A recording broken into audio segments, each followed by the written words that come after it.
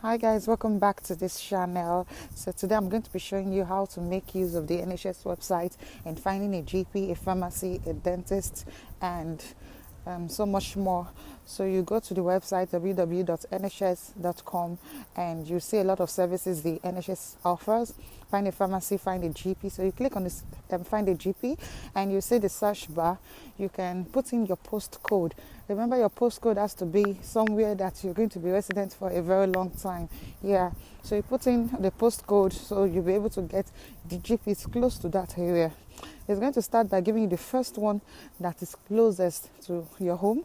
And another way you could actually make sure that you make the right decision is to take one of the GPs, go to Trustpilot and check their reviews. Yeah, so you make sure that you're actually picking someone, a GP that everybody has reported good about, the doctors, the nurses, and the general practice. So furthermore, you can also you can also search for accidents and emergency services close to you, just in case there's an emergency. Something could pop up, especially when you're with the children. So you put in the same postcode where you reside, and it's going to show you the areas that are closest to you too. And on this postcode, the one that they said is closest to this postcode is All Royal Infirmary. So this, for any emergency whatsoever, don't try to self-medicate or something. So under this same list of icons, you can see the numbers to call, different segments of the website, health tips, and so much more you can do with it. Yes, don't forget also that you're going to book your COVID-19 vaccine through the NHS website. But first of all, you need to be registered with a GP close to you, and then you tell them, oh, I want to take the COVID-19 vaccine, and then they book you.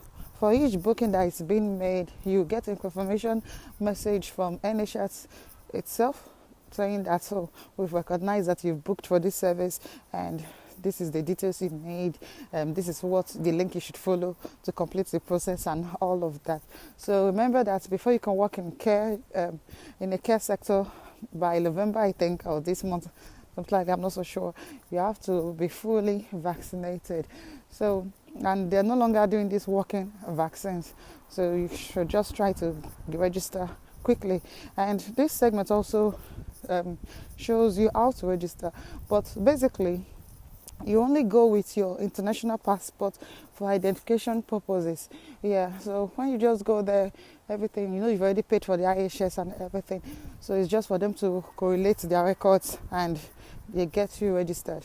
Registering JP does not take time. In the period of probably a week, your NHS number is out, and by 2 weeks, you get a confirmation mail, a letter from NHS saying that they recognize you've registered with this GP and this is your NHS number. This is that number. Keep it very safe, as it's going to contain all your medical records as regards to your health in the UK. So make sure that all the details you've offered to them are correct. And if there is any discrepancy in your name or whatever details, make sure you go back to your GP to have this corrected. You can actually book for video consultancy and so much more. Thank you for watching. Bye.